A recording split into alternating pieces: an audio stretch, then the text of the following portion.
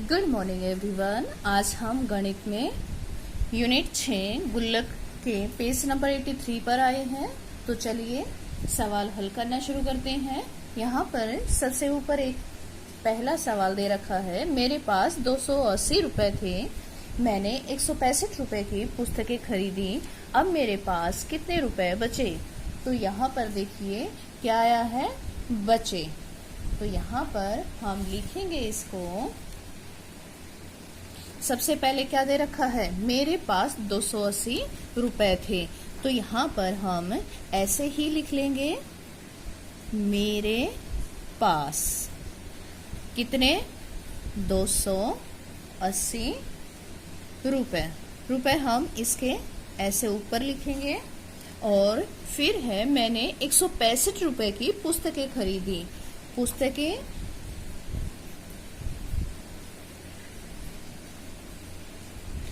पुस्तकों का मूल्य कितना है, 165 रुपए। तो मेरे पास कितने रुपए बचे, तो यहाँ पर हम लिख देंगे मेरे पास बचे।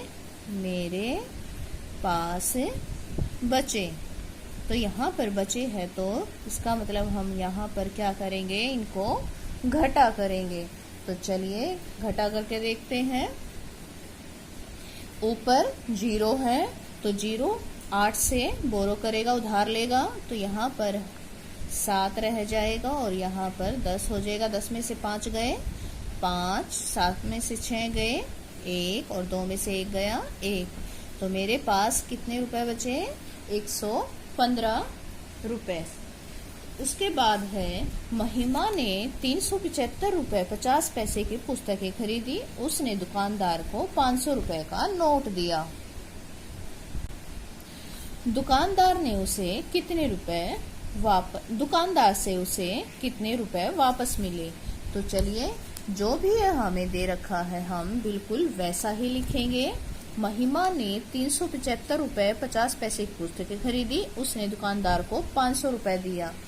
तो अब हम यहाँ पर लिखेंगे, दुकानदार को दिए।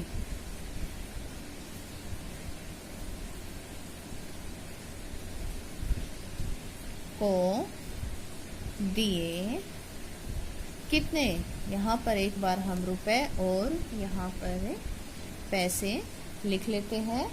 कितने रुपए का नोट दिया, 500 रुपए का। पैसे नहीं है तो हम यहाँ पर 0 लिख लेंगे।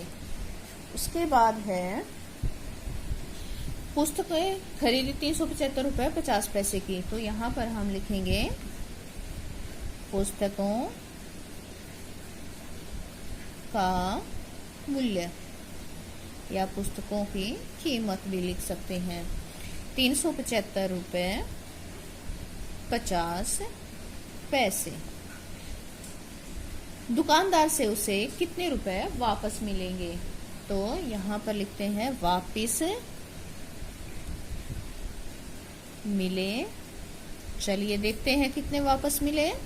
क्या करना पड़ेगा, इसके लिए हमें घटाना पड़ेगा। घटाते हैं। देखिए यहाँ पर दोनों जगह 0 है, तो यहाँ से नीचे भी 0 है, तो 0 में से 0 गई 0 और 5 के ऊपर भी 0 है, तो ये 0 इस 0 से बोरो करने की कोशिश करेगी, उधार मांगने की कोशिश करेगी, लेकिन ये खुद 0 है, उससे अगला अंक भी 0 है, तो ये वाली 0 5 से उधार लेती है, यहाँ पर रह जाएगा 4 और यहाँ हो गया 10। अब ये 0 इससे उधार लेगी, तो यहाँ पर रह जाएगा 9 और यहाँ हो जाएगा 10। अब ये वाली 0 इस 10 से बोरो करती है और यहाँ रह जाएगा 9 और यहाँ हो जाएगा 10। अब 10 में से 5 गए 5, 9 में से 5 गए 4, 9 में से 7 गए 2 और 4 में से 3 गए 1। तो उसको कितने वापस मिलेंगे, 124 रुपए 50 पैसे। उसके बाद है प्रश्न नंबर 3। राधा के पास 435 रुपए 50 पैसे थे। उसने 250 रुपए के जूते खरीदे और 30 रुपए की जुराबें खरीदी। उसके पास कितने रुपए बचे? तो चलिए देखते हैं, हल करते हैं। और हल करने से पहले जब हम इसको लिखना शुरू करेंगे तो सबसे पहले हम क्या लिखेंगे? हम पहले उसको देखो, ये उसके पास कुल रुपए थे 435 रुपए 50 पैसे और 250 रुपए के उसने जूते खरीदे, 30 रुपए की उसने जुराबें खरीदी। तो उसने कुल कितना खर्च किया पहले हम वो देख लेते हैं। प्रश्न नंबर 3। जूते खरीदे 250 रुपए के और जुराबें खरीदी 30 रुपए की। 30 यहाँ पर ऐसा लिखा जाएगा। कुल कितने रुपए खर्च किए? जोड़ते हैं 0 प्लस 0 0, 5 जमा 3 8 और यहाँ से 2। तो उसने 280 रुपए खर्च किए हैं।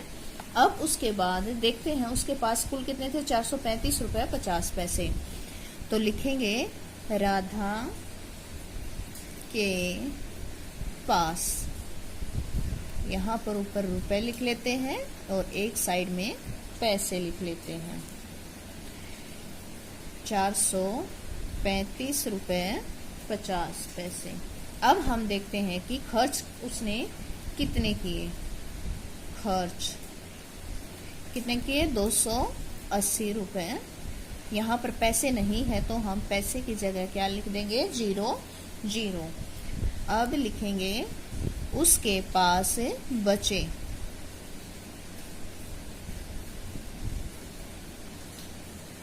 चलिए देखते हैं कितने बचे।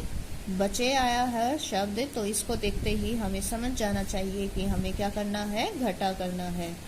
0 में से 0 गई 0, 5 में से 0 गई 5, फिर से 5 में से 0 गई 5 और यहाँ पर देखिए ऊपर 3 है नीचे 8 है तो 3 बोरो करेगा 4 से, यहाँ रह गया 3 और यहाँ हो गया 13।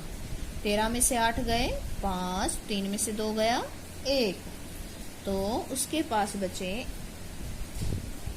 155 रुपए 50 पैसे।